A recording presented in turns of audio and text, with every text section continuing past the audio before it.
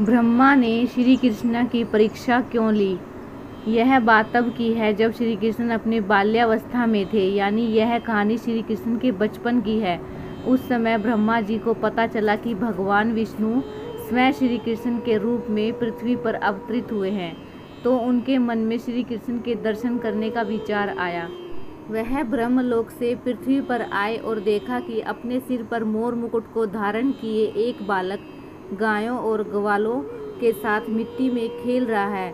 यह दृश्य देखकर ब्रह्मा जी को विश्वास नहीं हुआ कि यह बालक विष्णु जी का अवतार है, लेकिन बच्चे के चेहरे पर अतुल्य तेज था। यह देखकर ब्रह्मा जी ने भी श्री कृष्ण की परीक्षा लेने का विचार किया। उन्होंने सबसे पहले गायों को वहां से उठा लिया। फिर जब श्री कृष्ण गायों को देखने के लिए गए तो उन्होंने वहां खेल रहे ग्वालों को भी उठा लिया और अपने साथ ब्रह्मलोक ले गए। जब इसके कुछ देर बाद वह पृथ्वी पर वापस आए तो वहां का माहौल देखकर चौंक गए, क्योंकि जिन बच्चों और गायों को वे अपने साथ ब्रह्मलोक ले गए थे वो तो श्री कृष्ण के साथ पृथ्वी पर खेल रहे थे।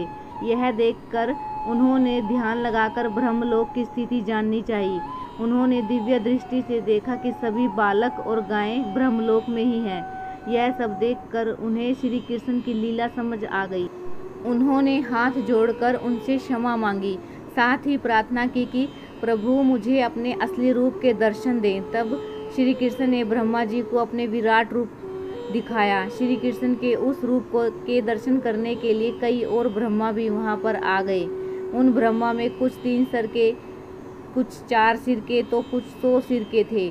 अपने अलावा अन्य ब्रह्मा को देखकर ब्रह्मदेव ने श्री कृष्ण के विराट रूप से पूछा कि प्रभु यह कैसी लीला है आपकी। इस पर उन्होंने कहा कि हे ब्रह्मदेव, इस जगत में केवल आप ही एक ब्रह्मा नहीं हैं। जगत में कई सारे ब्रह्मांड हैं जहाँ पर कई सारे ब्रह्मदेव मौजूद हैं और प्रत्येक का अपना अपना कार्य है। यह सुनकर ब्रह्मदेव ने उन्हें शीश झुकाकर नमस्कार किया। तो गाइस, आपको ये स्टोरी कैसी लगी? अगर अच्छी लगी है तो प्लीज़ चैनल को सब्सक्राइब कीजिए, लाइक कीजिए और कमेंट्स कीजिए। मिलते हैं नेक्स्ट स्टोरी में।